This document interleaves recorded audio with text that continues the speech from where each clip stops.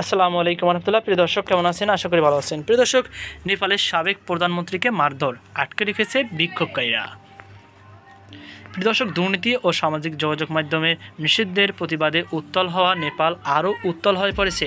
মঙ্গলবার 9 সেপ্টেম্বর বিক্ষোভের মুখে প্রধানমন্ত্রী কেপি শর্মা ওলি পদত্যাগ করতে বাধ্য হন। এর আগে তার ব্যক্তিগত বাসভবন সহ অন্যান্য মন্ত্রী ও রাজনীতিবিদদের বাড়িতে গিয়ে অগ্নিসংযোগ ও ভাঙচুর করেন বিক্ষোভকারীরা। এর মধ্যে সাবেক প্রধানমন্ত্রী শের বাহাদুর দেউবার বাড়িতে প্রবেশ করেন বিক্ষুব্ধ সাধারণ মানুষ।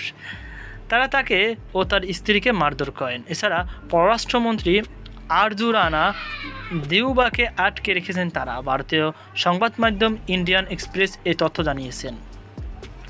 মঙ্গলবার সকালে সাবেক প্রধানমন্ত্রী শের বাহাদুরের কাঠমান্ডুর বোটানিক্যাল কণ্ঠের বাড়িতে যান।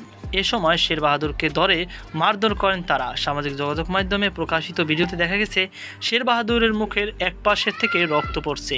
এ সময় তার বাড়িতে ব্যাপক ভাঙচুর চালানো হয়। ফেসবুক, ইউটিউব সহ 26টি সামাজিক মাধ্যম গত সপ্তাহে নিষেধাজ্ঞার ঘোষণা দেয় নেপাল সরকার।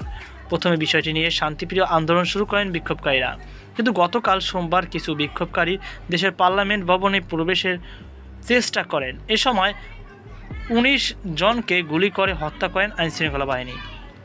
একদিনে এত তরুণকে গুলি করে হত্যার ঘটনায় ক্ষোভে ফুঁসে উঠেছে সাধারণ মানুষ।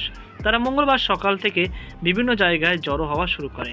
এ সময় তাদের নিবৃত করার চেষ্টা করা হয়, কিন্তু দিন গড়ানোর সঙ্গে সঙ্গে আন্দোলনের তীব্রতা বাড়লে নেপালের সেনাপ্রধান সদ্য সাবেক প্রধানমন্ত্রী কেপি শর্মা ওলিকে ক্ষমতা ছাড়তে বলেন।